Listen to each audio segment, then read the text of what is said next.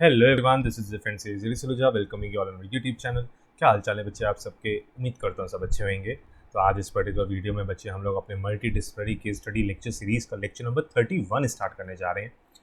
इससे पहले वाले लेक्चर की अगर मैं बात करूँ तो लेक्चर नंबर 30 में हम लोगों ने एक नया चैप्टर स्टार्ट किया था which is corporate loss including company law.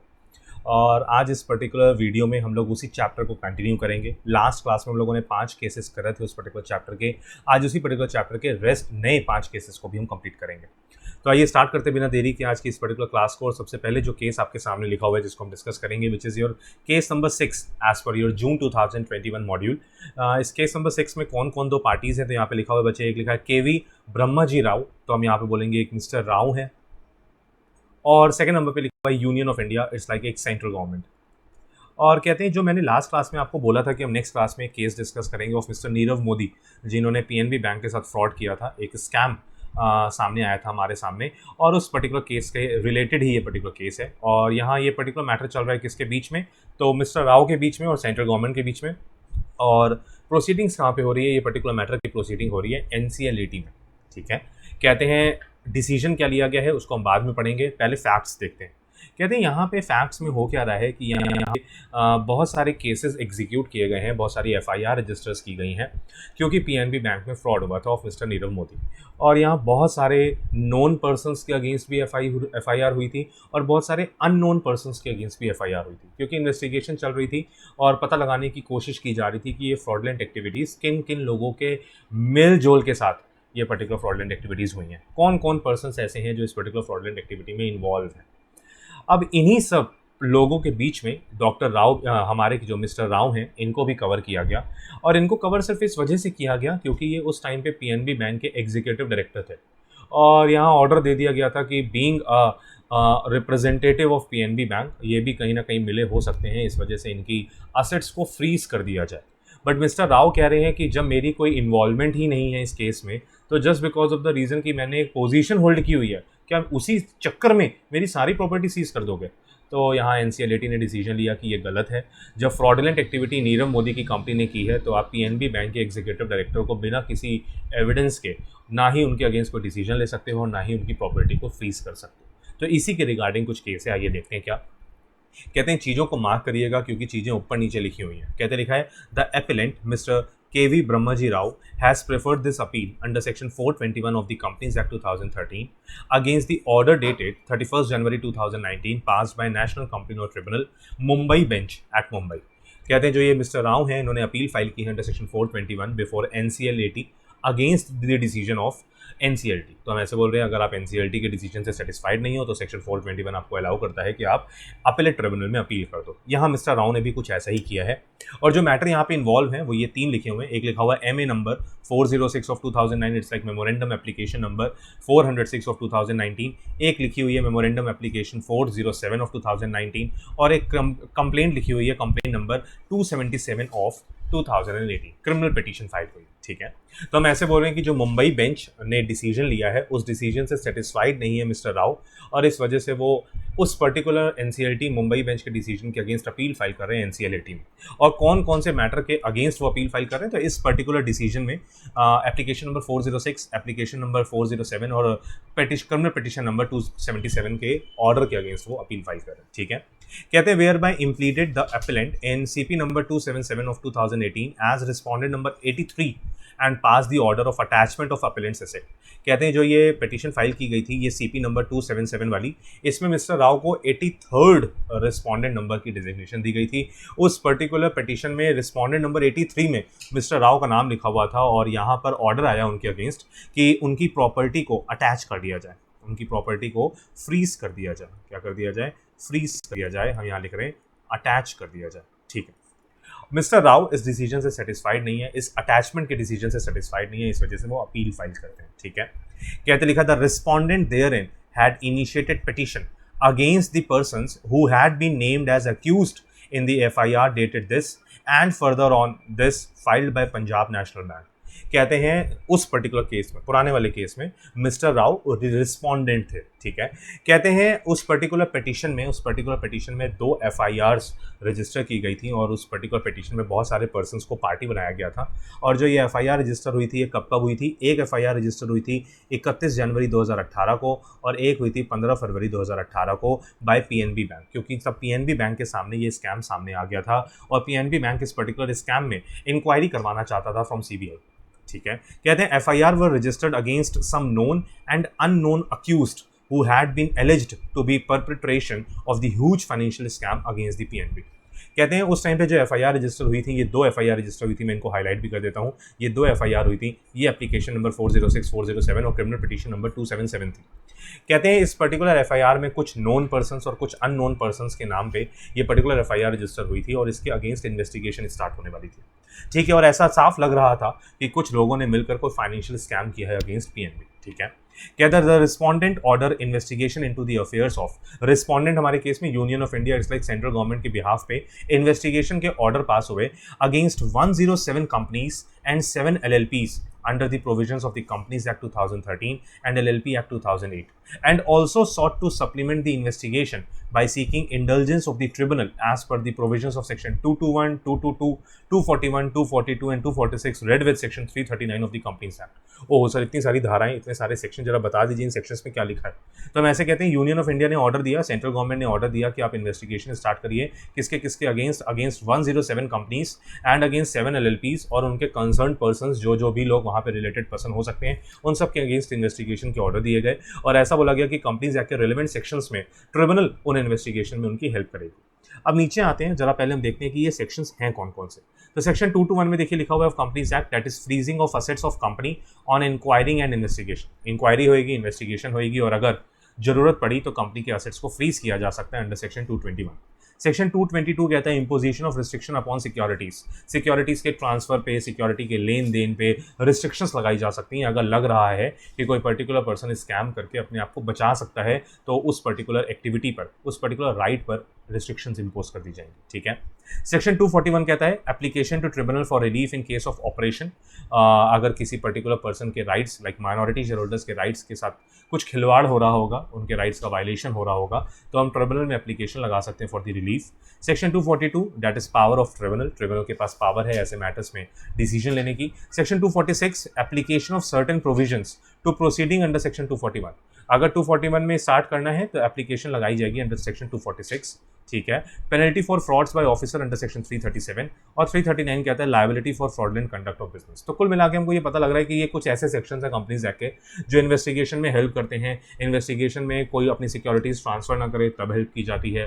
Tribunal की पावर्स हैं डिसीजन लेने की, किसी पर्टिकुलर ऑफिसर ने फ्रॉड किया तो उसके अगेंस्ट पेनल्टी इंपोज होगी। कोई पर्टिकुलर पर्सन है, जिस पर्टिकुलर पर्सन के रहते हुए फ्रॉडलेंट एक्टिविटी हुई है तो that particular person will be held liable.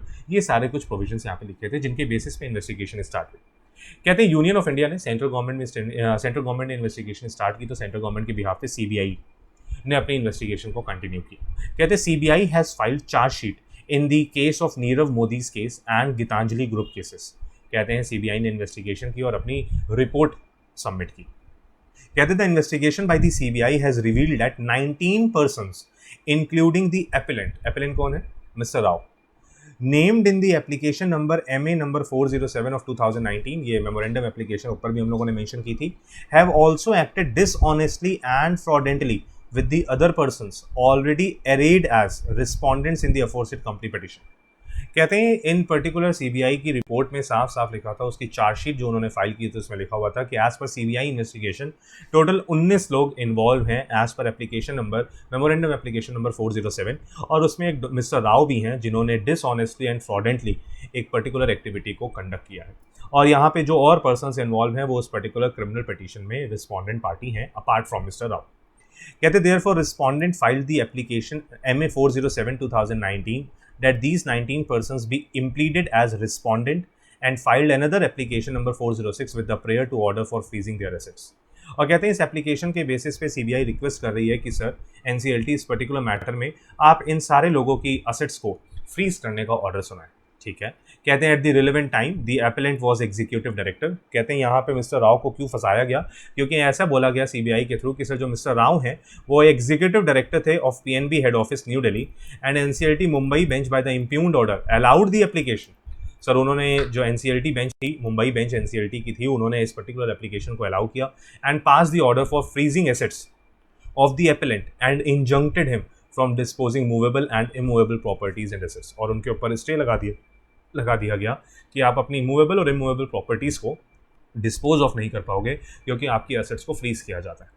अब इस ऑर्डर की वजह से जो मिस्टर राव हैं, मिस्टर राव कह रहे हैं मेरी कोई इन्वॉल्वमेंट है ही नहीं डायरेक्ट नीरव मोदी के केस में या गीतांजलि के केस में, और हम तो अवेयर ही नहीं है कि ऐसा कुछ हो रहा है।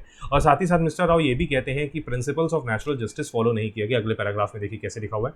कहने लिखा the appellant submits that the impugned order. Sir जो ये ऑर्डर एनसीएलटी का उनके अगेंस्ट आया है, इसके अगेंस्ट मिस्टर राव कहते हैं कि that particular order has been passed in violation of principle of natural justice since the appellant was not served with the advance copy of the said application and without giving opportunity of hearing impugned order has been passed. और वो कहते हैं कि sir NCLT ने हमको notice भी नहीं दी, इस एप्लीकेशन के बारे में हमको पता भी नहीं था, और हमारी बात को सुने बिना ही एनसीएलटी ने हमारे प्रॉपर्टीज़ के अगेंस्ट ये फ्रीजिंग ऑर्डर पास कर दिया। तो सर हम इस पर्टिकुलर ऑर्डर से सेटिस्फाइड नहीं है just because of the reason कि मैं पीएनबी बैंक का एग्जीक्यूटिव डायरेक्टर हूँ। इसका मतलब ये नहीं है कि मैं किसी पर्टिकुलर स्कैम में इन्वॉल्व ही हूँगा, ऐसा नहीं है सर। जो केस हुआ है वो नीरव मोदी के अगेंस्ट हुआ है, नीरव मोदी की कंपनीज़ के अगेंस्ट हुआ है, ना कि पीएनबी के अगेंस्ट हुआ है। तो आप पीएनबी के हेड ऑफ द ऑर्गेनाइजेशन को just because of the reason कि वो उस ऑर्गेनाइजेशन का हेड है, इस वजह से उसकी एसेट्स को फ्रीज कर दोगे, दिस इज नॉट फेयर। और हमसे पूछा भी नहीं गया, मतलब पूछे जाने का मतलब है हमसे अपॉर्चुनिटी ऑफ बीइंग हर्ड भी नहीं दी गई, हमसे बात भी नहीं की गई, हमारे फैक्ट्स को पता भी नहीं लगाया गया और अपना ऑर्डर सुना दिया एनसीएलटी मुंबई बेंच। ये गलत है। The appellant is neither necessary nor a proper party for the adjudication of company petition number this 2018। कहते हैं जो ये पिटीशन फाइल की गई थी 277 की, यहाँ पे appellant कहते हैं कि ना ही जरूरी है हमको इस पर्टिकुलर पिटीशन का पार्ट बनाना और ना ही मैं एक प्रॉपर पार्टी हूँ जो इस पर्टिकुलर मैटर में पार्टी बना दिया गया हूँ सर, क्योंकि इस पर्टिकुलर मैटर में मेरा कोई इन्वॉल्वमेंट ही नहीं है। कहते हैं ये जो पर्टिकुलर कंपनी पिटीशन है ये कंपनी ने लगाई है, पीएनबी ने लगाई है, तो इसमें मेरा कोई रोल नहीं है। कहते हैं ना क्वेश्चन ये अराइज हुआ whether any person who is head of some other organization can be robbed and his or her assets can be attached in exercising the power under section 337 339 of the Companies Act 2013। कहते हैं just because of the reason कि एक particular person किसी organisation का head है, क्या हम उस प्रॉपर्टीज को सीज कर सकते हैं इस तरीके से ऑर्डर पास करके? तो एनसीएलटी कहता है, एनसीएलटी ऑब्जर्व दैट ऐसा नहीं होगा, that the person who may be head of some other organisation can not be robbed and his or her assets cannot be attached in exercising the powers under section 337 and 339 of the Companies Act। तो ऐसा बिल्कुल भी possible नहीं है, can not be robed, तभी मैंने उस चीज़ को हाईलाइट कर दिया। फिर लिखा admittedly the appellant was the executive director of PNB. कहते हैं इस बात को एक्सेप्ट करती है एनसीएलटी की जो एपेलेंट है यहाँ पे एग्जीक्यूटिव डायरेक्टर थे पीएनबी के, that is employ of other organisation. इसका मतलब वो पीएनबी के एम्प्लॉय हैं सर, नीरव मोदी के केस में नीरव मोदी की कंपनी के एम्प्लॉय नहीं है। Therefore he can not be impleaded as respondent in the case against the Nirav Modi group and Gitanjali group of companies. और इस वजह से यहाँ बोला गया कि मिस्टर राव का यहाँ पे पार्टी बनने की जरूरत ही नहीं थी, क्योंकि केस तो नीरव मोदी की कंपनीज के अगेंस्ट और गीतांजलि कंपनीज के अगेंस्ट हुआ था, ना कि पीएनबी कंपनी के एम्प्लॉयज के अगेंस्ट। दस the impugned order of NCLT Mumbai bench is set aside and the appeal is allowed. और यहाँ मिस्टर राव की अपील को अलाउ करते हुए एनसीएलटी मुंबई बेंच के डिसीजन को क्या कर दिया गया, सेट असाइड कर दिया गया, क्योंकि यहाँ पे जिस पर्टिकुलर पर्सन को पार्टी बनाया गया था वो उस पर्टिकुलर पर्सन को पार्टी बना ही नहीं सकते थे, क्योंकि उनकी उसमें इन्वॉल्वमेंट ही नहीं थी। अब आंसर देखिए क्रक्स में क्या लिखा हुआ था, ध्यान से देखिए। The person who may be the head of some other organisation can not be robbed and his or her assets can not be attached in exercising powers of section 337 339 of the Companies Act 2013। Sir जो section 337 339 था वहाँ पे officers के against fraudulent activities पे penalty लग रही थी, लेकिन ये वो ऑफिसर्स होंगे जो उस कंपनी का पार्ट थे जो नीरव मोदी की ग्रुप कंपनीज या गीतांजलि ग्रुप ऑफ कंपनीज का पार्ट था।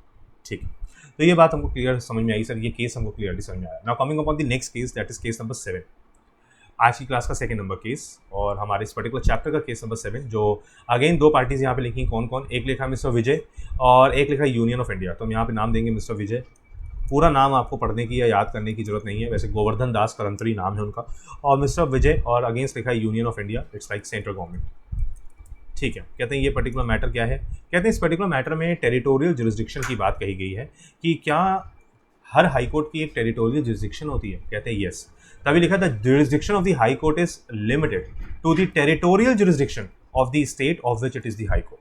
मतलब अगर मैं ऐसे बोलूँ कि यूपी हाई कोर्ट, यूपी में दो तरीके की हाई कोर्ट की दो बेंचेस हैं, एक है लखनऊ लखनऊ बेंच और एक है इलाहाबाद।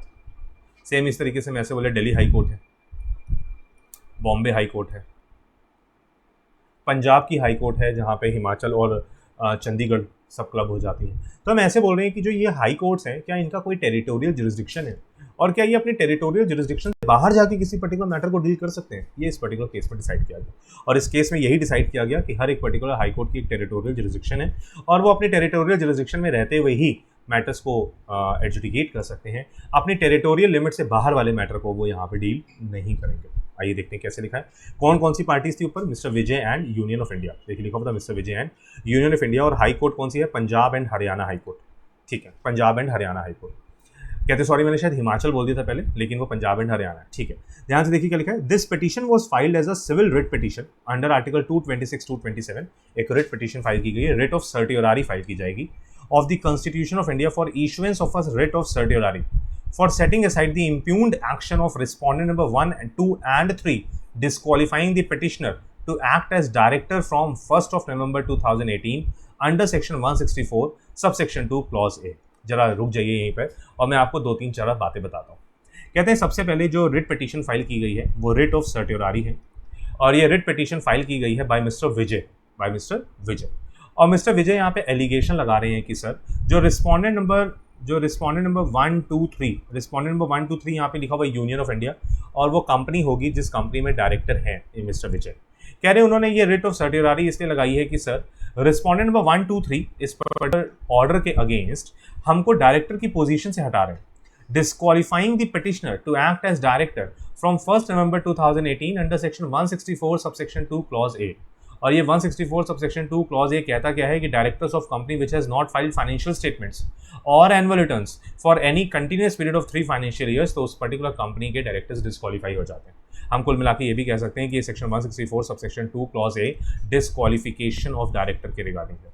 और डिस्क्वालिफिकेशन का रीजन यहाँ पे क्या दिया हुआ है? कहते हैं कि जिस पर्टिकुलर कंपनी के पिछले 3 सालों से फाइनेंशियल स्टेटमेंट्स और एनुअल रिटर्न्स फाइल नहीं हो रहे, उस पर्टिकुलर कंपनी के डायरेक्टर्स को डिस्क्वालीफाई कर दिया जाएगा।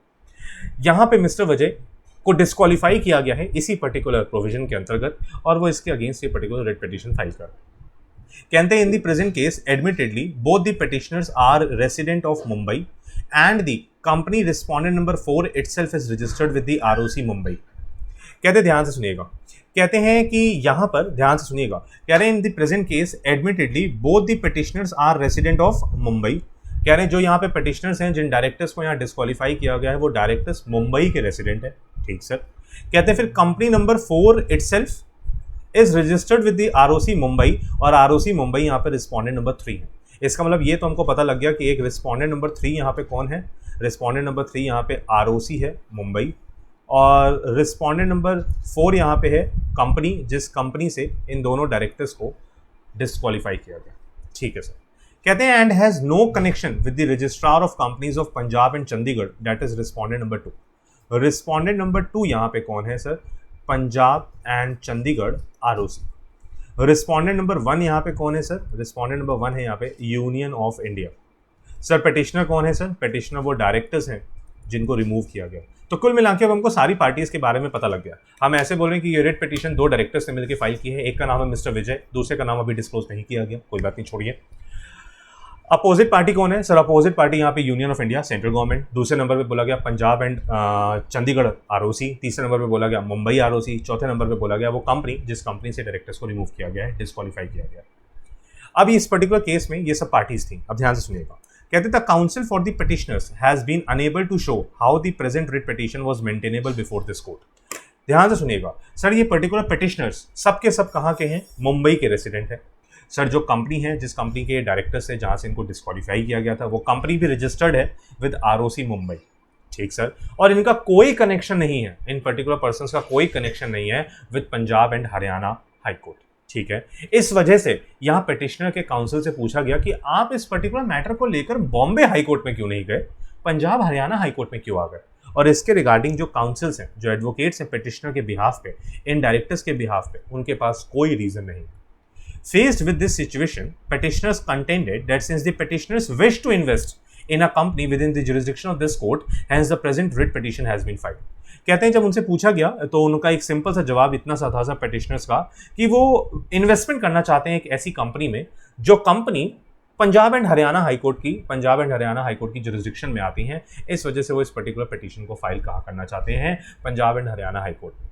पंजाब एंड हरियाणा हाईकोर्ट कहती है ये पर्टिकुलर मैटर है मुंबई का, आप रेसिडेंट है मुंबई के, आपकी कंपनी है मुंबई की, आप यहाँ पर कैसे आके पिटीशन फाइल कर सकते हैं, और वो भी आप कह रहे हो कि आप किसी कंपनी में इन्वेस्टमेंट करना चाहते हो और वो कंपनी पंजाब एंड हरियाणा की जुरिस्डिक्शन में आती है, बट क्योंकि आप डिस्क्वालीफाइड हो चुके हो इस वजह से आप दूसरी कंपनी में डायरेक्टर नहीं बन पा रहे, इस वजह से आप पंजाब एंड हरियाणा हाईकोर्ट में आना चाहते हो। मतलब यहाँ पे मिस्टर विजय ऐसा कहना चाहते हैं कि सर हम मुंबई कंपनी के डायरेक्टर थे बट वहाँ से डिस्क्वालीफाई हो गए, इस वजह से हम पंजाब एंड हरियाणा की जुरिस्डिक्शन में आने वाली कंपनी के डायरेक्टर नहीं बन पा रहे, इस वजह से वो मैटर कहाँ पे रेज कर रहे हैं, पंजाब एंड हरियाणा हाईकोर्ट में। पंजाब एंड हरियाणा हाईकोर्ट कहती है यहाँ पे आपसे गलती हो गई है, जरा बताइए कॉज ऑफ एक्शन कहाँ राइज हुआ है। सर कॉज ऑफ एक्शन तो डिस्क्वालिफिकेशन कॉज ऑफ एक्शन है और डिस्क्वालिफिकेशन हुआ है मुंबई में। तो पंजाब एंड हरियाणा हाईकोर्ट कहती है कि हमारे पास पावर नहीं है इस पर्टिकुलर मैटर को डील करने की, क्योंकि ये पर्टिकुलर मैटर हमारी जुरिस्डिक्शन टेरिटोरियल जुरिस्डिक्शन से बाहर है। तभी यहाँ पे लिखा हुआ है, क्वेश्चन ये पूछा गया, whether the high court can exercise power outside the territorial jurisdiction of the states of which it is the high court. कह रहे हैं कि क्या एक पर्टिकुलर हाई कोर्ट का जो टेरिटोरियल जुरिस्डिक्शन है क्या उससे बाहर जाके वो किसी डिसीजन को ले सकती है। Answer is no. कहते देखो लिखा है, Punjab and Haryana high court observe that there is no ground whatsoever made out for invoking the jurisdiction of this court under Article 226, 227 of the Constitution of India, in as much as neither the petitioner are resident of Punjab। देखिए साफ साफ यहाँ पे बोला गया कि जो petitioner है ना ही वो रेसिडेंट है पंजाब के, ना ही वो रेसिडेंट है हरियाणा के, ना ही वो यूनियन टेरिटरी चंडीगढ़ के रेसिडेंट है।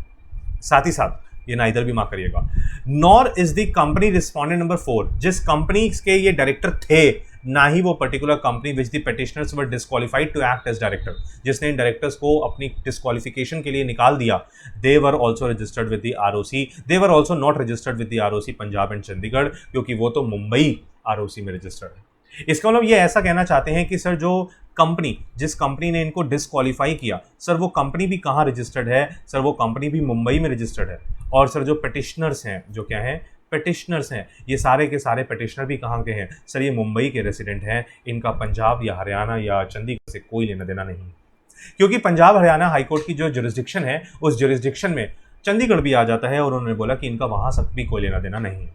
कहते the jurisdiction of the high court is limited to the territorial jurisdiction of the states of which it is the high court. साफ बोलती है हाई कोर्ट कि हमारी जो जुरिस्डिक्शन है वो हमारी जुरिस्डिक्शन लिमिटेड है एज पर द टेरिटरी जो हमको असाइन की गई है।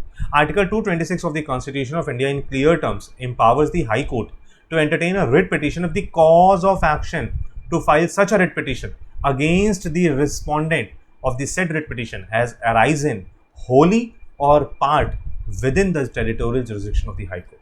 हाई कोर्ट यहाँ पे क्लियर कट बोलती है कि आर्टिकल 26 हमको साफ बोलता है कि आप किसी भी रिट पिटीशन को एंटरटेन करने से पहले जरूर चेक कर लीजिएगा कि कॉज ऑफ एक्शन क्या आपके टेरिटोरियल जुरिस्डिक्शन में अराइज हुआ है, यार जो रिस्पोंडेंट जिनके अगेंस्ट रिट पिटीशन फाइल की गई है क्या वो इस पर्टिकुलर टेरिटोरियल जुरिस्डिक्शन का पार्ट है, वो आइदर होली और पार्ट भी। कह रहे थोड़ा सा भी मैटर अगर आपकी जुरिस्डिक्शन में आ जाता तो इन दैट सिचुएशन में इस पर्टिकुलर मैटर को डील कर लेते, लेकिन पंजाब एंड हरियाणा हाईकोर्ट यहाँ कहती है कि हमारे पास इस पर्टिकुलर मैटर को डील करने की पावर नहीं है।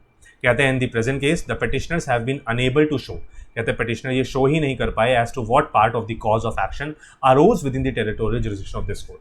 कह रहे पिटिशनर से पूछा गया, उनके काउंसिल से पूछा गया कि आप प्रूफ तो करिए कि आप किस तरीके से कह सकते हो कि कॉज ऑफ एक्शन का कुछ थोड़ा सा पार्ट भी पंजाब हरियाणा की जुरिस्डिक्शन में आया है। बिल्कुल नहीं आया। Thus the present writ petition seems to have been filed only to gain benefit of the interim order passed by the Court of Punjab and Haryana High Court in Gurdeep Singh and others versus Union of India and other similar cases. Thou the initiation of the writ petition before this High Court is clearly unsustainable and an abuse of jurisdiction.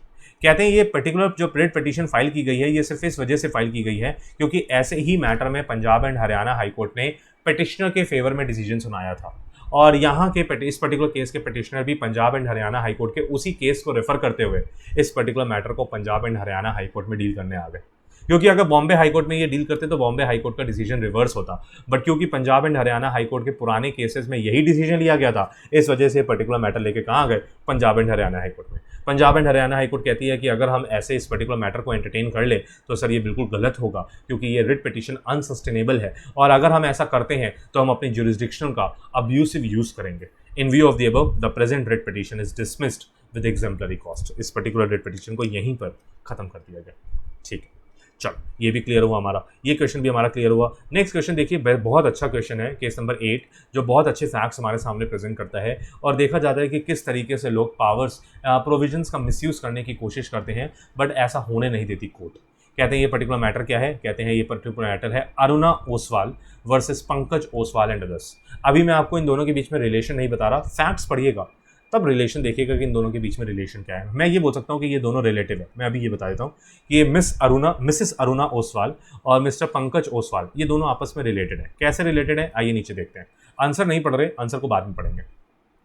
कहते हैं ध्यान, जरा facts को ध्यान से समझिएगा क्या लिखा हुआ है। Sir the brief facts of the case are that late Mr Abhay Kumar Oswal during his lifetime held as many as, ये कॉमा गलत लगे हैं, हम ऐसे बोलते हैं 53,53,960 शेयर्स।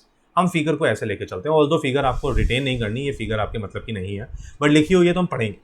कहते हैं जो ये फैक्ट्स है, ब्रीफ फैक्ट्स जो इस केस के हैं वो ये कहते हैं कि एक है mister Abhay Kumar Oswal, now he is dead. कहते हैं उन्होंने अपनी लाइफ टाइम में they hold 53,53,960 shares in messrs Oswal agro mills limited, a listed company. कहते हैं मिस्टर अभय कुमार ओसवाल, जिनकी अब डेथ हो चुकी है, इनके पास मेजॉरिटी स्टेक है एक लिस्टेड कंपनी का, जिस लिस्टेड कंपनी का नाम है ओसवाल एग्रो मिल्स लिमिटेड, और उनकी कंपनी के इतने शेयर्स उनके पास। ठीक है सर।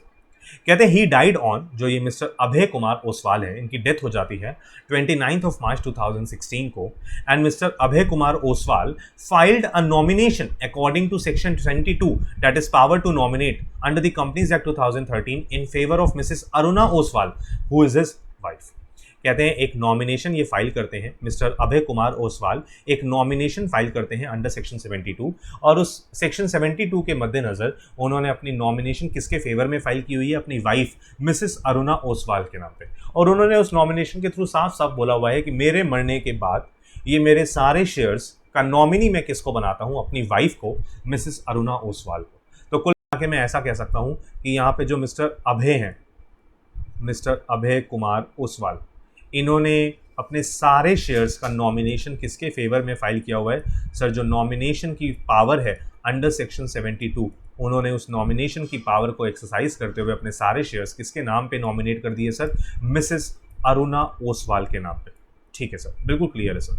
लिस्टेड कंपनी है, लाखों शेयर्स हैं, हजारों करोड़ों के हो सकते हैं, बिल्कुल ठीक बात है सर। कहते हैं to witnesses duly attested the nomination in the prescribe manner. तो इस बात में कोई शक नहीं है कि जो ये नॉमिनेशन हुई है अंडर सेक्शन 72, ये दो विटनेसेस के सामने हुई है, प्रॉपर मैनर में एग्जीक्यूट हुई है। कहते the name of Mrs Aruna Oswal the appellant was registered as a holder on 16 April 2016 as against the shares held by her deceased husband. और जैसा मिस्टर अभय चाहते थे, नॉमिनेशन के बेसिस पे ये सारे शेयर्स 16 अप्रैल 2016 को उनकी डेथ के 18 दिन के बाद ही लगभग 18-19 दिन के अंदर ये रजिस्टर कर दिए गए किसके नाम पे, मिसेस अरुणा ओसवाल के नाम पे। और हम बोलते हैं कि ये ट्रांसमिशन हो गया शेयर्स का। ठीक है, अब प्रेजेंट टाइम पे इनकी ओनर कौन बन गई है, मिसेस अरुणा ओसवाल, जो मिस्टर अभय कुमार ओसवाल की वाइफ है। ठीक है सर। लेकिन सर ऊपर तो नाम लिखा था पंकज ओसवाल, अभी पंकज तो आए नहीं, इसी पैराग्राफ में आ जाएंगे, ध्यान से देखिए क्या लिखा।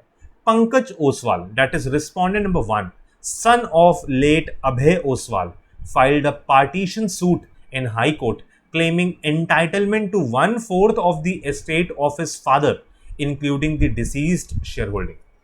कहते हैं ओहो, इसका मतलब ये समझ में आ गया कि पंकज ओसवाल कौन है। कहते हैं पंकज ओसवाल यहां पे सन है, बेटे हैं किसके, अभय कुमार ओसवाल के, मतलब हम कह सकते हैं वो बेटे हैं अरुणा ओसवाल के। ठीक बात है सर।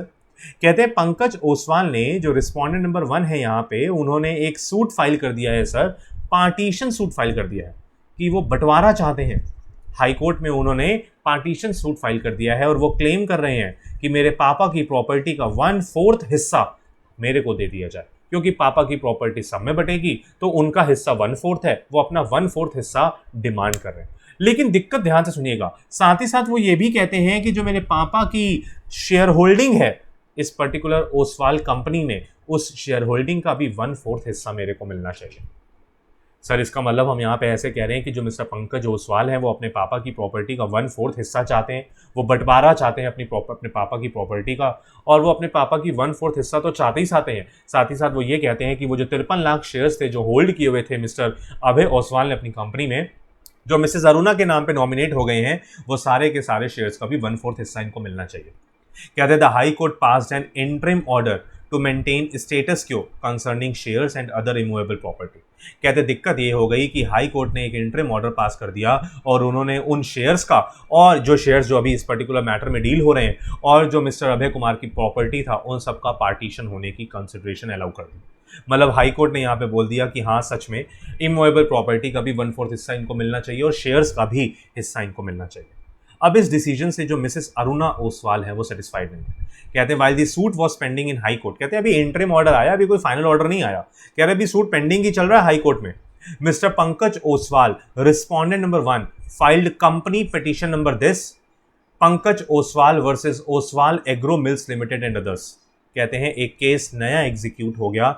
अभी सर ध्यान रखिएगा, अभी ये पर्टिकुलर पिटीशन अभी हाई कोर्ट में पेंडिंग ही चल रही थी, क्योंकि अभी उसका फाइनल ऑर्डर नहीं आया था, सिर्फ इंटरिम ऑर्डर आया था। कहते हैं अभी उसका फाइनल ऑर्डर आया ही नहीं और मिस्टर पंकज ओसवाल ने एक और सूट फाइल कर दिया। सूट फाइल कर दिया सर चंडीगढ़ में। कहाँ सूट फाइल कर दिया? चंडीगढ़ में। और सर जो ये कंपनी पिटीशन फाइल की गई है, ये किस नाम से की गई है? Pankaj Oswal versus Oswal agro mills limited and others. और सर ये ओसवाल एग्रो मिल्स लिमिटेड आप कहाँ पढ़कर आए थे? ऊपर पढ़कर आए थे, जहां पे मिस्टर अभय ओसवाल के लाखों शेयर्स थे। ठीक सर। कहते हैं एलिजिंग, और यहां mister Pankaj Oswal sir charges लगा रहे हैं, आरोप लगा रहे हैं of operation and mismanagement under section 241 242 of the companies act 2013 in the affairs of respondent number 2 company in NCLT Chandigarh. Respondent number 2 company कौन है सर? ये ओसवाल एग्रो मिल्स लिमिटेड, जो इस केस में भी रिस्पोंडेंट नंबर 2 है। कहते हैं prayer was also made against messrs Oswal Green Tech Limited, एक दूसरी सब्सिडरी कंपनी, हम ऐसे बोलेंगे ग्रुप कंपनी ऑफ ओसवाल।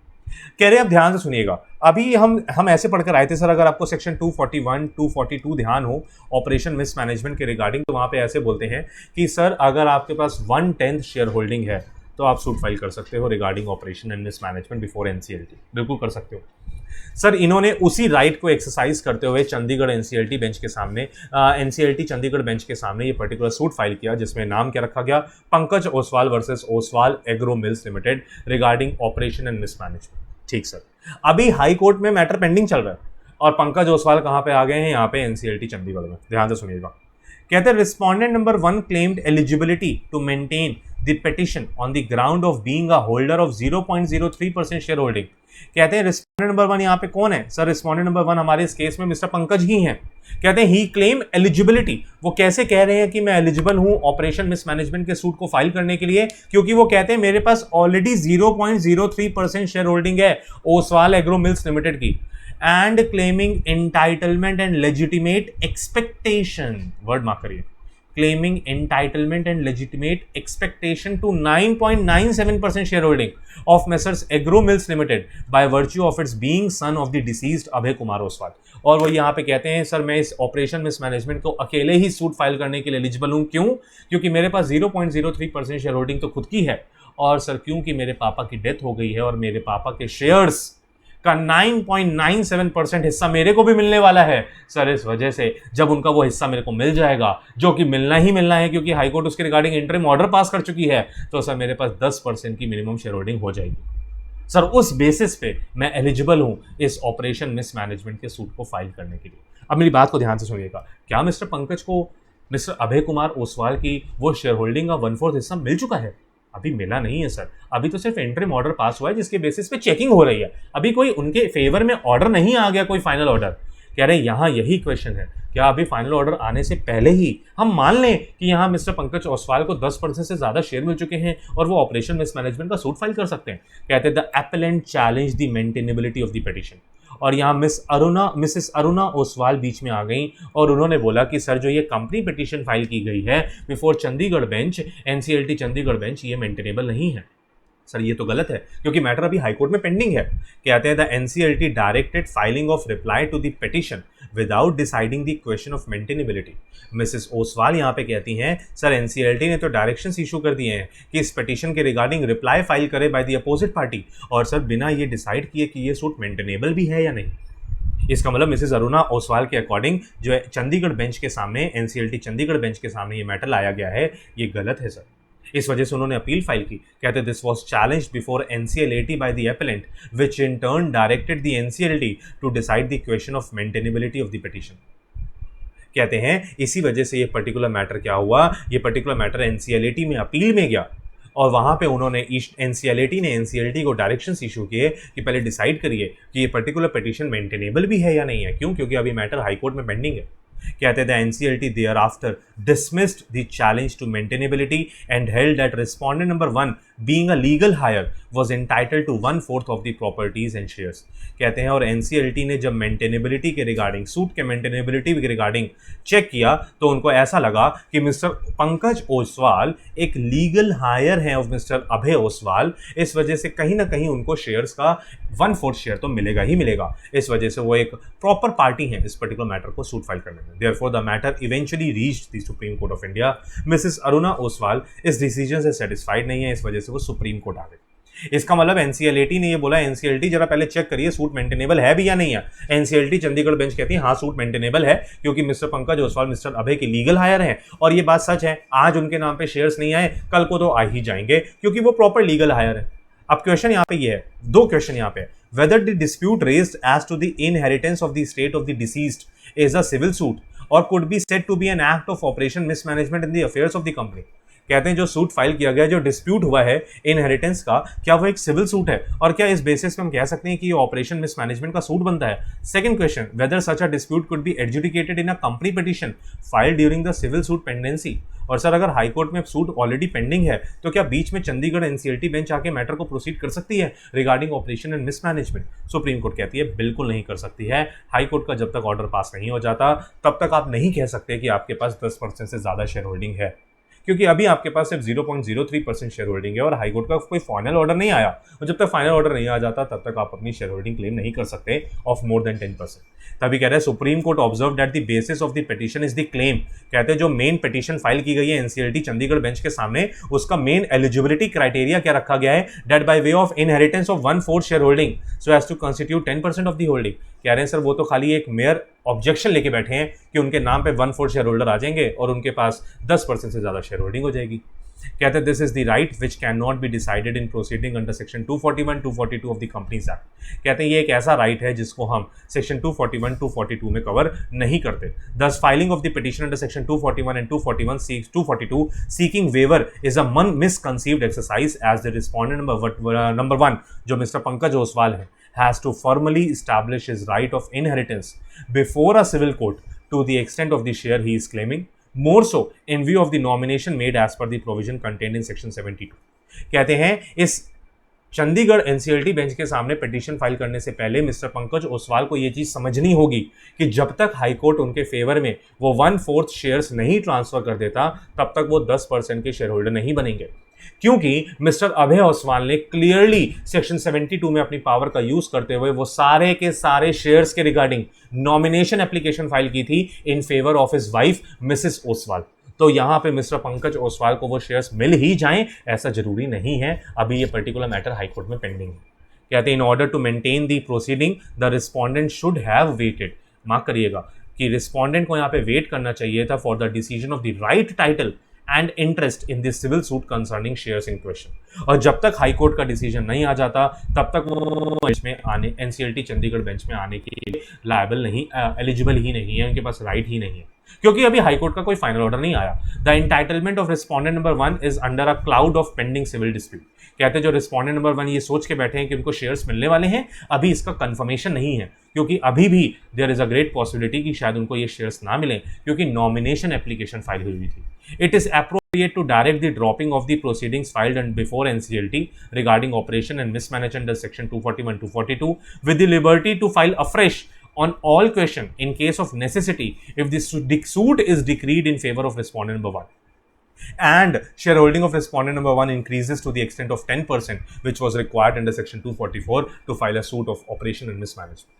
कहते हैं यहाँ पे साफ साफ बोलती है सुप्रीम कोर्ट कि इस पर्टिकुलर मैटर को रोका जाता है, स्टे लगा दी जाती है, ड्रॉप कर दे एनसीएलटी बेंच इस पर्टिकुलर मैटर को तब तक जब तक हाई कोर्ट का डिसीजन नहीं आ जाता। और अगर हाई कोर्ट ये बोल दे कि हाँ 1/4 शेयर्स मिस्टर पंकज ओसवाल के पास आने वाले हैं, तो फिर मिस्टर पंकज ओसवाल के पास नया पिटीशन फाइल करने का राइट हम दे देंगे। उस सिचुएशन में अगर वो एनसीएलटी बेंच के सामने फ्रेश तरीके से इन सारे क्वेश्चंस पर कंपनी पिटीशन फाइल करना चाहें तो कर सकते हैं रिगार्डिंग ऑपरेशन मिसमैनेजमेंट, लेकिन वो तब होगा जब इनके पास हाई कोर्ट के फेवर का ऑर्डर आ जाए। अभी हाई कोर्ट का ऑर्डर नहीं आया तो अभी इस मैटर को चंडीगढ़ बेंच डील ना करे, साफ साफ सुप्रीम कोर्ट ने मना कर दिया। Hence the order passed by NCLT as well as NCLT are satisfied and the appeals are allowed. और इस अपील को अलाउ किया गया मिस अरुणा का, और ये मैटर वापस से हाई कोर्ट में चला गया है। अभी हाई कोर्ट ही इसको डील कर रही है। अभी तक हाई कोर्ट का जब तक डिसीजन नहीं आ जाता तब तक ऑपरेशन मिसमैनेजमेंट की बात यहाँ पे राइज नहीं हुई। ठीक सर, क्लियर होगी बात। अब हम ऊपर जाते हैं जरा और ऊपर ब्रीफ फैक्ट देख लेते हैं कि क्या लिखा हुआ था। सर देखिए लिखा हुआ है, क्या था लिखा है, dispute of inheritance of shares. Dispute है regarding inheritance of shares, it is a civil dispute जो हाई कोर्ट में डील हो रहा था। It can not be decided under section 241 242 of the companies act. कहते हैं सर ये 241 242 में डील नहीं होना चाहिए, ये एक सिविल सूट का मैटर है, सिविल सूट का मैटर हाई कोर्ट में ही डील। अच्छा, यहाँ पे मिस्टर पंकज ओसवाल सेक्शन 241 242 में इसीलिए एनसीएलटी बेंच के सामने आ गए थे क्योंकि वो कह रहे थे कि हमारे पास शेयर कम है, इस वजह से मिसेस अरुणा ओसवाल उसका गलत फायदा उठा रही हैं क्योंकि वो मेजॉरिटी शेयर होल्डर है। ऐसा गलत है। यहाँ पे ये मैटर हाई कोर्ट में डील हो रहा था तो वहीं डील होने दीजिए। बाद में अगर आपको लगेगा वो भी तब जब आपके पास 10% से ज़्यादा शेयर्स हो जाएंगे, तब आप इस मैटर को प्रोसीड करिएगा। ठीक है, नेक्स्ट केस कहते हैं, नेक्स्ट केस किसके बीच में है, आरओसी वेस्ट बंगाल वर्सेस करण किशोर समतानी। हम ऐसे बोलेंगे कि यहाँ पे आरओसी वेस्ट बंगाल है और यहाँ पे करण है। कहते हैं ये पर्टिकुलर मैटर में क्या है, आइए देखते हैं नीचे। सर इस पर्टिकुलर मैटर में ना कंपाउंडिंग ऑफ ऑफेंस का मैटर है और आरओसी यहाँ पे ये कहती है कि सर जो कंपाउंडिंग हो रही है ना, एनसीएलटी ने सर जो कंपाउंडिंग की, उस कंपाउंडिंग में सेक्शंस में फीस ज़्यादा लिखी थी, फाइन ज़्यादा लगा था, लेकिन एनसीएलटी ने फाइन बहुत कम लगाया है। आरओसी कहती है सर ये गलत है, ऐसा नहीं होना चाहिए था, जितना फाइन लॉ में लिखा था कम से कम उतना तो लगाओ। आइए देखते हैं क्या लिखा है। कहते सर लिखा है, the respondent was the director for more than 20 companies till 31 of March 2015। अभी मैं इसका प्रोविजन ना आपको नेट पे चेक भी करवाऊंगा कि इस पर्टिकुलर सेक्शन का प्रोविजन क्या कहता है, क्योंकि इसमें अमेंडमेंट आई थी, इस वजह से मैंने अलग से लिखा नहीं, बट मैं आपको दिखा दूंगा। ठीक है, अमेंडमेंट वाला प्रोविजन मैंने यहाँ पे लिखा नहीं क्योंकि दोनों प्रोविजन लिखने पड़ते हैं, इस वजह से मैंने लिखा नहीं, बट मैं अभी आपको दिखा दूंगा तो आपको क्लियर हो जाएगा। कहते लिखा था, respondent was the director for more than 20 companies. जो मिस्टर करण है सर, रिस्ट्रिक्शन है एज पर कंपनीज एक्ट 2013 कि एक पर्टिकुलर पर्सन 20 कंपनियों से ज़्यादा कंपनियों में डायरेक्टर नहीं हो सकता। और यहाँ लिखा है कि रिस्पोंडेंट 20 कंपनियों से ज़्यादा कंपनियों में डायरेक्टर था, कब तक, टिल 31 मार्च 2015। कहते the respondent tendered his resignation as the director of the company messrs Fabius Properties Private Limited. कहते बाद जब उनको पता लगा कि वो 20 कंपनियों से ज़्यादा में डायरेक्टर हो चुके हैं तो उन्होंने अपनी एक कंपनी से डायरेक्टर को रिजाइन कर दिया। मतलब messrs Fabius Properties Private limited से रिस्पोंडेंट मिस्टर करण ने अपना रेजिग्नेशन ले लिया। ठीक है, कहते the same was accepted by the board of directors of the companies on 29 of December 2015। और जैसे ही उन्होंने अपना रेजिग्नेशन फाइल किया, कंपनी ने भी उनके रेजिग्नेशन को एक्सेप्ट कर लिया। However, the intimation of his resignation was sent to ROC via form number DIR-12 on 10th of February 2016। और इस रेजिग्नेशन के बारे में इंटीमेशन दी गई आरओसी को फॉर्म DIR-12 फाइल करके। कब फाइल किया गया सर, 10 फरवरी 2016 को। ठीक सर, ऑल दो लेट फाइलिंग हुई है, 30 डेज के अंदर हो जानी चाहिए थी, बट 30 डेज से ज़्यादा में हुई है, लेट फीस भी फाइल हुई होगी। तो कुल मिलाकर हम ऐसे कहते हैं कि मिस्टर करण जो थे वो 20 कंपनियों से ज़्यादा कंपनियों में डायरेक्टर थे, 20+ कंपनियों में वो डायरेक्टर थे। जैसे ही उनको पता लगा कि वो 20 से ज़्यादा कंपनियों में डायरेक्टर हैं, उन्होंने तुरंत मेसर्स फेबियस प्रॉपर्टी से अपना रेजिग्नेशन ले लिया। सर इनका रेजिग्नेशन कंपनी ने एक्सेप्ट भी किया, लेकिन जो DIR-12 फॉर्म फाइल हुआ वो कब फाइल हुआ, 10th of February 2016 को ROC वेस्ट बंगाल के पास। ठीक है, कहते हैं on 27th of January 2016 the ROC West Bengal sent show cause notice and asking him as to why prosecution under section 165 subsection 1 read with section 165 subsection 3 of Companies Act 2013 should not be initiated against him on the ground that he was director of more than 20 companies at once. कहते हैं अभी DI-12 file हुआ नहीं, उससे पहले ही ROC west Bengal ने एक show cause notice serve कर दिया है अगेंस्ट मिस्टर करण, और उनसे बोला जा रहा है कि बताइए आप एक बार में 20 कंपनियों से ज़्यादा कंपनियों में डायरेक्टर थे, तो आपके अगेंस्ट प्रोसिक्यूशन क्यों ना स्टार्ट किया जाए under section 165 subsection 1 and under section 165 subsection 3।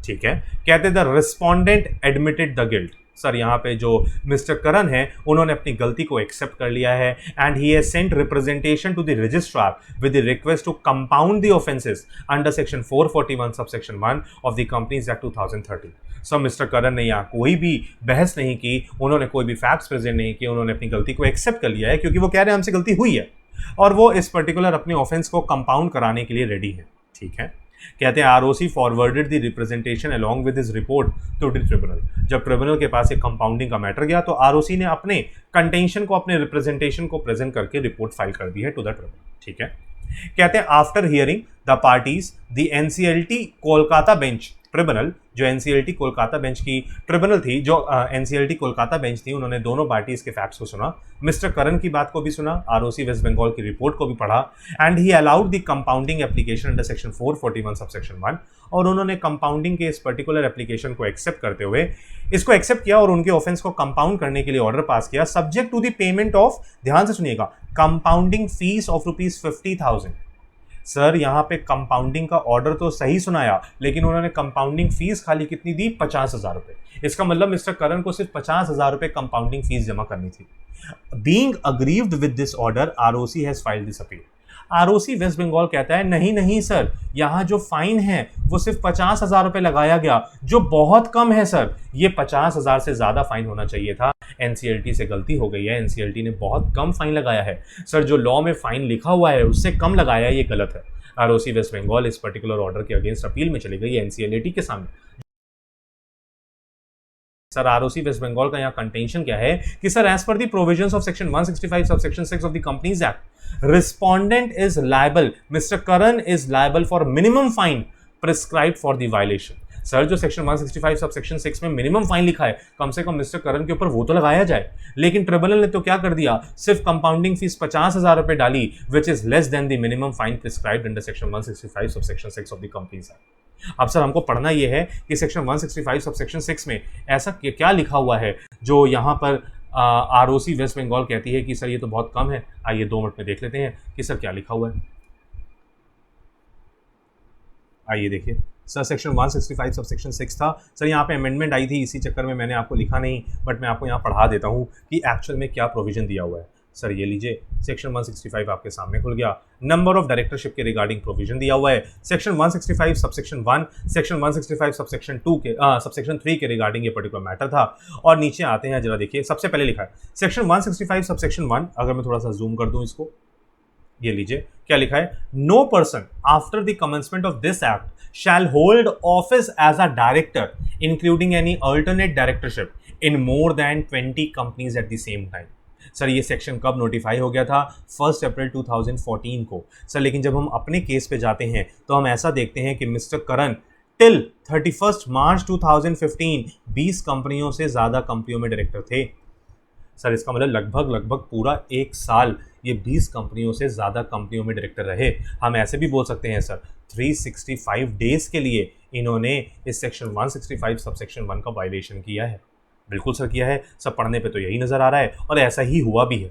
ठीक सर, कहते हैं आगे देखते हैं सर आते हैं सबसेक्शन 6 पे, ध्यान से सुनिएगा। सबसेक्शन 6 वैसे अभी तो चेंज हो गया है, बट जब ये डिसीजन आया था तब कुछ और था। ध्यान से देखिए क्या लिखा है, कहते हैं सबसेक्शन 6 कहता है, अभी प्रेजेंट टाइम पे जो अमेंडेड प्रोविजन है वो ये कहता है, if a person accepts an appointment as a direction in violation of this section, मतलब अगर वो 20 कंपनियों से ज्यादा कंपनियों में डायरेक्टर रहता है तो he shall be liable to a penalty, ध्यान से मार्क करिए, of 2,000 rupees for each day after the first during which such violation continues subject to a maximum of 2 lakh rupees. Sir आज प्रेजेंट टाइम पे एक दिन का 2,000 रुपये फाइन लगाया जाएगा और 2 लाख रुपए तक ये फाइन जा सकता है। लेकिन सर ये जो 6 सबसेक्शन है ना, ये अमेंडेड है। सर नीचे आते हैं, देखते हैं जरा पहले क्या लिखा हुआ था। ध्यान से देखिए क्या लिखा था सर। पहले लिखा था if a person accepts an appointment as a director in contravention of subsection 1 he shall be liable to a penalty of ₹5,000 for each day during which such contravention continues. Sir पहले तो ₹5,000 का fine था, आज ₹2,000 का fine करके maximum 2 lakh रुपए डाल दिया गया। इसका मतलब सर जब 2014 में ये लॉ आया था तब वहां पे लिखा हुआ था कि कितना फाइन होगा सर, ₹5,000 का फाइन होगा फॉर ईच डे। ठीक सर, बिल्कुल ठीक बात है सर, ₹5,000 का फाइन है। अभी देखो ऊपर क्या लिखा है, कहते हैं पहले ये भी लिखा था, ध्यान से, punishable with fine which shall not be less than ₹5,000 but which may extend to ₹25,000 for every day after the first during which the contravention continues. Sir इसका मतलब पहले ₹5,000 का फाइन था और ₹25,000 पर डे तक जा सकता था, फिर बाद में इसको रिड्यूस करके ₹5,000 का फाइन कर दिया गया, फिर उसके बाद और रिड्यूस करके आज प्रेजेंट टाइम पे ₹2,000 का फाइन कर दिया गया और मैक्सिमम फाइन ₹2,00,000 लिख दिया गया। अगर हम सर इन सब चीजों को क्लब करें तो हम ऐसे बोलते हैं कि सर पहले लॉ क्या था, ध्यान से सर, पहले लॉ क्या था, ₹5,000 तक का मिनिमम फाइन था जो ₹25,000 तक जा सकता था पर डे के अकॉर्डिंग। ठीक सर, बाद में अमेंडमेंट हुई और यहां सिर्फ ₹5,000 पर डे के हिसाब से डाल दिया गया। सर आज प्रेजेंट टाइम पे जो बिल्कुल फ्रेश अमेंडेड लॉ है वहां पे ये ₹2,000 पर डे के हिसाब से डाल दिया गया और साथ ही साथ अप टू मैक्सिमम लिमिट भी डाल दी गई ₹2,00,000 तक।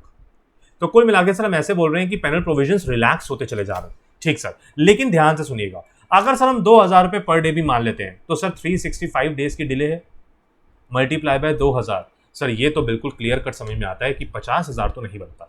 और सर ये मिनिमम फाइन लिखा है जो सेक्शन 165 सबसेक्शन 6 में है। आरओसी वेस्ट बंगाल यही कहता है सर 50,000 का तो कोई तुक ही नहीं बनता, कम से कम मिनिमम फाइन तो इंपोज किया जाए। एनसीएलटी ने मिनिमम फाइन से भी कम इंपोज किया है और एनसीएलटी के सामने यही मैटर है। The issue for consideration is whether tribunal can impose the compounding fees under section 441 subsection 1 of the act less than the minimum fine prescribed for the offences under section 165 subsection 1 read with section 165 read subsection 6 of Companies Act 2013।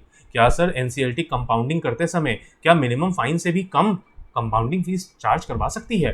कह रहे the NCLT has observed that the respondent has violated the provision under section 165 subsection 1 section 165 subsection 3 for a period of, ध्यान से, 1/4/2015 to 28 दिसंबर 2015। हमने पूरे 365 दिन भी नहीं लिए। चलो एनसीएलटी कहती है 1 अप्रैल 2015 से लेकर के 28 दिसंबर 2015 तक इन्होंने वायलेशन किया। NCLT Kolkata bench has impose compounding fees of ₹50,000 which is less than the minimum fees prescribed under subsection 6 of section 165। और सर इन सारे डेज को अगर काउंट भी कर लिया जाए तो भी 50,000 की फीस तो बहुत कम है। Hence, the NCLT held the NCLT Kolkata bench has failed to notice the minimum fine prescribed under subsection 6 of section 165, which was applicable at relevant time। और NCLT यहाँ साफ कहती है कि NCLT से गलती हो गई है, उन्होंने यहाँ पे मिनिमम फाइन को देखा ही नहीं और उन्होंने सेक्शन 165 सबसेक्शन 6 के प्रोविजन का पूरी तरीके से इग्नोर कर दिया। Therefore, the respondent has contravened the provision of section 165 subsection 1 of the Companies Act 2013, which is punishable under subsection 6। कहते हैं जो मिस्टर करण है उन्होंने यहाँ पे सबसेक्शन 1 का वायलेशन किया है और सबसेक्शन 1 का वायलेशन करने के बाद सबसेक्शन 6 में वो पनिशेबल भी हैं। Therefore, taking into consideration the facts and circumstances of the case, NCLAT imposed minimum fine at the rate of ₹5,000 for every day। देखिए मैंने मार्क कराया, पहले 5,000 ही था, आज 2,000 हुआ है। कहते हैं इसलिए एनसीएलटी ने एनसीएलटी के डिसीजन को चेंज करते हुए ₹5,000 पर डे के हिसाब से फाइन लगाते हुए कितने दिनों के लिए लगाया? For 272 days till 21 February 2016। The said NCLT quantified the penalty amount to 13,60,000। अब देखो कहाँ एनसीएलटी ने कितना फाइन लगाया था? सिर्फ ₹50,000। और कहाँ एनसीएलटी आ गई और एनसीएलटी ने कितना फाइन लगा दिया? ₹13,60,000 का। और यहाँ लिखा है कि अगर रिस्पोंडेंट ऑलरेडी ₹50,000 जमा कर चुका है तो 13,60,000 में से ₹50,000 माइनस करके अभी भी वो 13,10,000 जमा करेगा। Therefore respondent is directed to pay such amount within a period of 60 days in NCLT Kolkata. तो देखिए किस तरीके से पेनल प्रोविजंस डायरेक्टर्स के ऊपर लगाए जा रहे हैं। तो ऐसा नहीं है कि डायरेक्टर्स के ऊपर कभी पेनल प्रोविजंस लगते नहीं है, बिल्कुल लग सकते हैं। Now coming upon the last case which is case number 10। Case number 10 ये किसके रिगार्डिंग है? कहते हैं सर ये बहुत बढ़िया केस है क्योंकि ये हमको दिखाता है कि डायरेक्टर्स के पावर किस तरीके से एक्सरसाइज होती हैं। कहते हैं जो पर्टिकुलर मैटर है किसके बीच में है, तो लिखा एसपी विलियमनी और हम यहाँ बोलेंगे ये मिस्टर एसपी हैं जो इस कंपनी के डायरेक्टर हैं, हम ऐसे बोल देते हैं ये कंपनी के क्या है, डायरेक्टर। और साथ में दूसरी कंपनी है जो कंपनी का नाम लिखा magnum spinning mills India private limited and others, और यहाँ पे हम लिख देते हैं कि ये कंपनी है। तो एक पार्टी है मिस्टर एसपी और एक है कंपनी। चलो ठीक है, कहते हैं आइए देखते हैं कि इस पर्टिकुलर मैटर में क्या हुआ। सर इस पर्टिकुलर मैटर में ध्यान से देखिए क्या है, कहते हैं लिखा the respondent is a closely held company. कहते हैं जो रिस्पोंडेंट मतलब मैग्नम स्पिनिंग व्हील्स कंपनी है, ये एक क्लोजली हेल्ड कंपनी है, पब्लिक से इसका लेना देना नहीं, एक प्राइवेट कंपनी कह सकते हैं। Incorporated on 29th of December 2010, 1956 में इसका इनकॉर्पोरेशन हुआ under the name of magnum spinning mills private limited. Engaged in the business of running a spinning mill, sir इनका काम था, वो इनका काम हम लोगों ने यहाँ पे एक्सप्रेस कर दिया, छोड़िए आगे बढ़ते हैं। सर लिखा the company has 7 directors. Sir इस कंपनी में कितने डायरेक्टर्स थे? सर 7 डायरेक्टर्स थे। ठीक सर, कहते the appellant pointed out the bogus transactions and siphoning of funds taking place in the company is an act of operation and mismanagement and filed a company petition in NCLT Chennai. कहते हैं जो यहाँ पे appellant थे mister SP थे, sir इन्होंने कुछ bogus transactions को पॉइंट आउट किया और इन्होंने ये इनको ऐसा लगा कि कुछ ट्रांजेक्शंस है जिन ट्रांजेक्शंस के थ्रू पैसे को रूट किया जा रहा है, कंपनी के पैसे को पर्सनल अकाउंट में ट्रांसफर करवाया जा रहा है। कहते हैं और वो ये बोलते हैं कि सर ये ऑपरेशन मिसमैनेजमेंट का कंडक्ट है और इस वजह से उन्होंने ये पिटीशन फाइल की है एनसीएलटी चेन्नई में।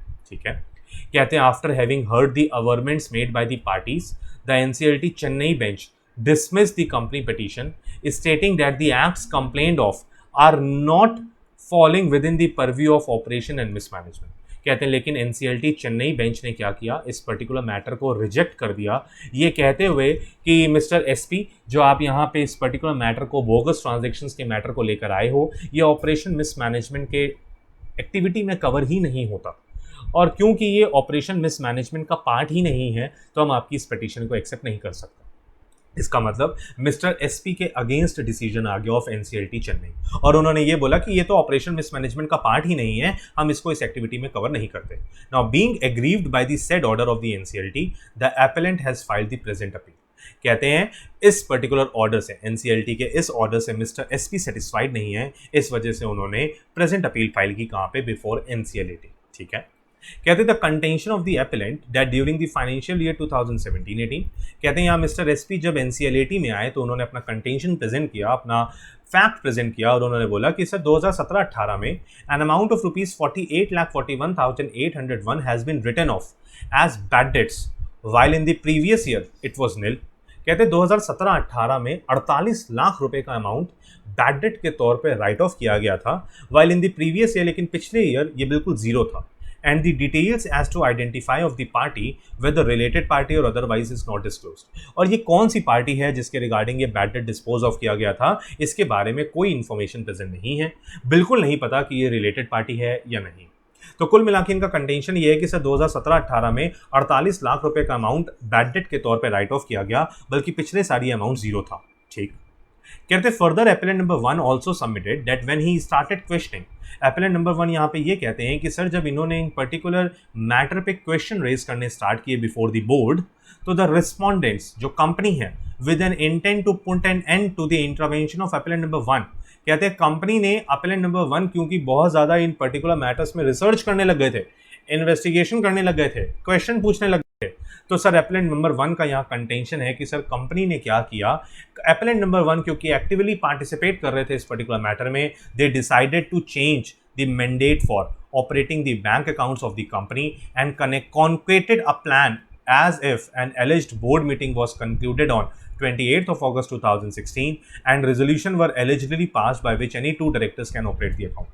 कहते हैं सर जैसे ही कंपनी के बोर्ड को यहाँ पे ये पता लगा कि एपेलेंट नंबर 1 एक्टिवली इन पर्टिकुलर ट्रांजैक्शंस पर अपनी नज़र बना के बैठे हैं, सर उन्होंने तुरंत डिसीजन लिया कि एपेलेंट नंबर 1 के पास जो अभी बैंक अकाउंट ऑपरेट करने की पावर थी वो उनसे हटाकर किन्हीं 2 डायरेक्टर्स को ऑपरेट करने की पावर दे दी गई। एपेलेंट नंबर 1 कहते हैं सर जब हमने क्वेश्चनिंग रेज की तो हमारे इस पर्टिकुलर एक्टिविटी पर रोक लगाने के लिए डिसीजन लिया गया, सर जो बिल्कुल गलत है। ठीक सर, कहते the respondent number 1 filed its reply and stated that while the appellant have claimed alleged irregularity in respect of certain payment, the appellant was stopped from challenging the transaction as the relevant purchase document have been pursued and passed for payment only by applicant number 1 and checks also issued only by applicant number 1. Sir जब respondent number 1 से मतलब company से इस particular transaction के बारे में reply मांगा गया तो सर उन्होंने बोला कि सर ये एप्लीकेंट नंबर 1 जो है जबरदस्ती के चार्जेस लगा रहे हैं, क्योंकि सर जो पेमेंट हुई थी, जो पेमेंट होने के बाद सर जो रेलेवेंट परचेज डॉक्यूमेंट्स थे, जो पैसा ट्रांसफर किया गया था, वो सब एप्लीकेंट नंबर 1 ही नहीं किया था। सर जब सारी ट्रांजैक्शन एप्लीकेंट नंबर 1 ने ही की है, जब सारा कुछ मिस्टर एसपी के अप्रूवल से ही हुआ है, तो फिर सर किस चीज़ की सिम्फनिंग ऑफ फंड्स और किस चीज़ की बोगस ट्रांजैक्शन? सर दिक्कत तो तब होती, कंपनी यहाँ कहती है दिक्कत तो सर तब होती जब एप्लीकेंट नंबर 1 को इसके बारे में कुछ पता नहीं होता। सर ये तो सारी ट्रांजैक्शंस इन्होंने ही अप्रूव किए हैं, सारे डॉक्यूमेंट्स इन्होंने खुद चेक किए हैं, सर सारी ट्रांजैक्शन इनके अप्रूवल के बाद हुई हैं, क्योंकि पहले पूरा बैंक अकाउंट यही ऑपरेट करते थे, तो सर फिर गलती किस बात की? ठीक है, कहते the applicant has raised the issue for the first ever time only in 2017 in the company petition and has not raised the issue in prior correspondence. Sir ये सारा रिकॉर्ड्स चेक किया गया और पता लगा कि 2017 में पहली बार मिस्टर एसपी ने क्वेश्चन रेज किया, इससे पहले ऐसा कोई क्वेश्चन रेज नहीं हुआ था।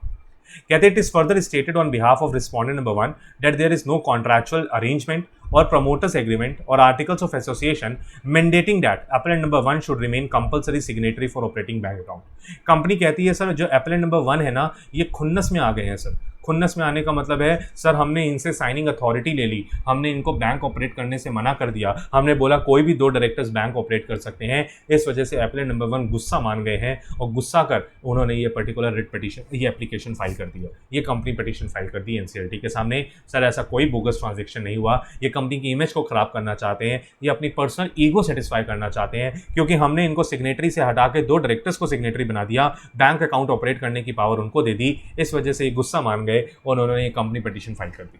कुल मिला के कंपनी ये कहती है कि सर ऐसी कोई ट्रांजैक्शन नहीं हुई है, और अगर ऐसी कोई ट्रांजैक्शन जिसके regarding Mr SP question raise कर रहे हैं, अगर उस ट्रांजैक्शन को चेक किया जाए तो मिस्टर एसपी ने ही उस पर्टिकुलर ट्रांजैक्शन के परचेज डॉक्यूमेंट्स तैयार किए थे, उस पर्टिकुलर ट्रांजैक्शन की सारी पेमेंट की थी।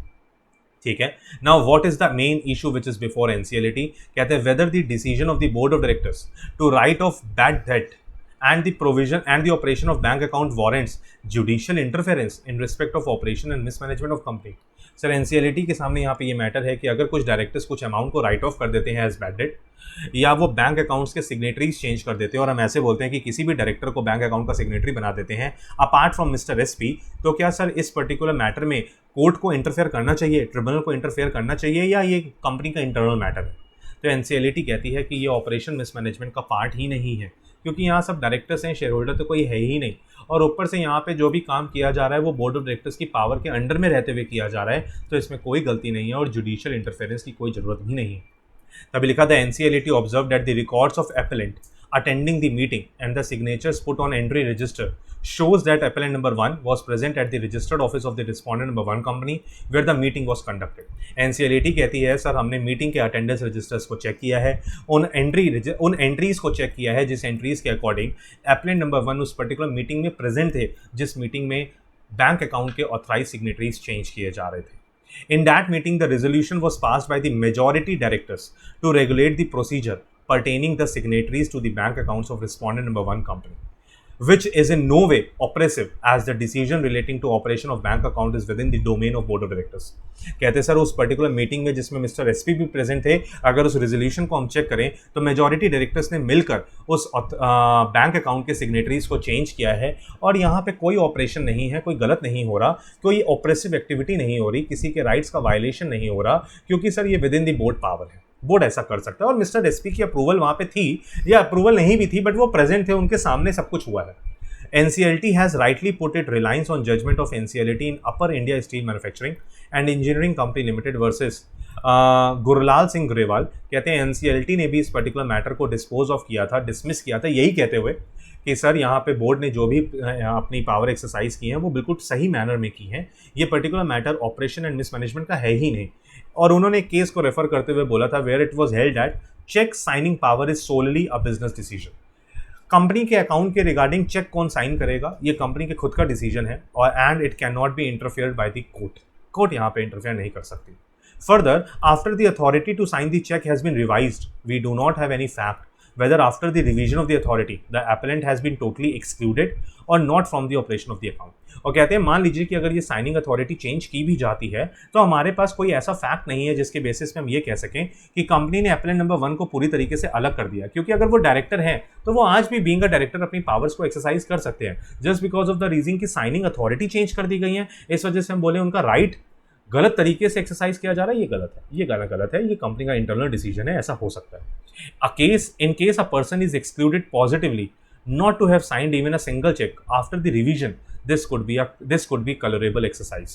कह रहे हैं ऐसा हो सकता है कि आप किसी एक पर्टिकुलर पर्सन को साइन करने से मना कर दो क्योंकि आप किसी दूसरी एक्टिविटी को कंडक्ट करना चाहते हो, जिसकी वजह से हम ऐसा कह सकते हैं कि वो एक पर्टिकुलर पर्सन है जो फ्रॉड नहीं होने दे रहा, लेकिन आपने साइनिंग अथॉरिटी चेंज कर दी जिससे फ्रॉड हो जाए, ऐसा कंपनी में कुछ शो नहीं हुआ। No evidence has been brought forth, कहते हैं, लेकिन इस पर्टिकुलर केस में इस कलरेबल एक्सरसाइज का मतलब है कि आप दिखा कुछ और रहे हो, कर कुछ और रहे हो। Maybe there is a possibility कि एप्लेंट नंबर 1 एक्टिवली पार्टिसिपेट कर रहे थे और कंपनी फ्रॉड करना चाहती थी, एप्लेंट नंबर 1 के होते हुए नहीं कर पाती, इस वजह से उन्होंने साइनिंग अथॉरिटी किसी और को दे दी, ऐसा हो सकता था। लेकिन इस केस में ऐसा कोई एविडेंस शो नहीं किया गया जिसके बेसिस पे ऐसा प्रूफ हो कि कंपनी ऐसा करना चाहती थी, इस वजह से मिस्टर एसपी से साइनिंग अथॉरिटी ले ली गई। कहते हैं no evidence has been brought for to make the changes in authorisation to operate the bank account as a colourable exercise, लेकिन हमारे केस में ऐसा बिल्कुल भी नहीं हुआ। Therefore this contention has no weight. तो हम ये तो बिल्कुल नहीं कह सकते कि कंपनी ने जानबूझ के किसी फ्रॉडलेंट एक्टिविटी को एग्जीक्यूट करने के लिए साइनिंग अथॉरिटी चेंज की, ऐसा बिल्कुल नहीं है। The NCLT upheld the decision of NCLT Chennai bench. NCLT कहती है एनसीएलटी चेन्नई बेंच का डिसीजन बिल्कुल ठीक है। That decision of the board of directors to write off the bad debt is a commercial decision. अगर किसी अमाउंट को बैड डेट के तौर पर राइट ऑफ किया जा रहा है तो एक कमर्शियल डिसीजन है which does not warrant any judicial interference, जिसमें जुडिशियल अथॉरिटीज इंटरफेयर नहीं करेंगी। Allegation made by appellant are baseless. इस वजह से यहाँ पे जो पर्टिकुलर मिस्टर एसपी का कंटेंशन है वो बिल्कुल बेसलेस है। And in the same matter the NCLT Chennai bench rightly opinion that to invoke the provision of operation and management mismanagement the act of operation must be harsh and wrongful. कहते हैं अगर आप operation mismanagement का किसी भी तरीके का कोई केस करना चाहते हैं तो जो नुकसान आपको हुआ है वो बहुत हार्श होना चाहिए, वो गलत होना चाहिए, लेकिन यहाँ ऐसा कुछ भी नहीं है। And in an isolated incident may not be enough for grant of relief and continuous course of oppressive conduct on the part of the majority shareholder is necessary to be proved। अगर यहाँ proof कर दो आप कि हाँ majority share holders ने minority share holders या किसी पर्टिकुलर पर्सन के राइट्स को गलत तरीके से इन्वोक किया है या उनके राइट्स को एक्सरसाइज करने का मौका नहीं दिया, तो ही हम बोलेंगे कि वो ऑपरेशन मिसमैनेजमेंट है, अदरवाइज नहीं है। तो यहाँ पे जो भी डिसीजंस लिए गए हैं वो बोर्ड ऑफ डायरेक्टर्स की पावर के डिसीजन है, कुछ अलग डिसीजन नहीं लिया गया, कोई ऑपरेसिव एक्टिविटी नहीं हो रही, कोई मिसमैनेजमेंट नहीं हो रहा, इस वजह से एनसीएलटी का डिसीजन बिल्कुल ठीक था। हम एनसीएलटी के डिसीजन को ही ठीक मानते हुए इस पर्टिकुलर अपील को डिसमिस करते हैं। ठीक है, तो ये बचे कुछ 5 केसेस थे जो आज की क्लास में हम लोगों ने डिस्कस किए। अब हमारे टोटल 10 केसेस डिस्कस हो चुके हैं इस पर्टिकुलर चैप्टर में। तो that is all for this particular day. Next class में हम लोग नए 5 केसेस को कोशिश करेंगे डिस्कस करने की। तो for today's class that is just, next class में मिलेंगे फिर से नए केसेस के साथ। Till then goodbye, bye bye.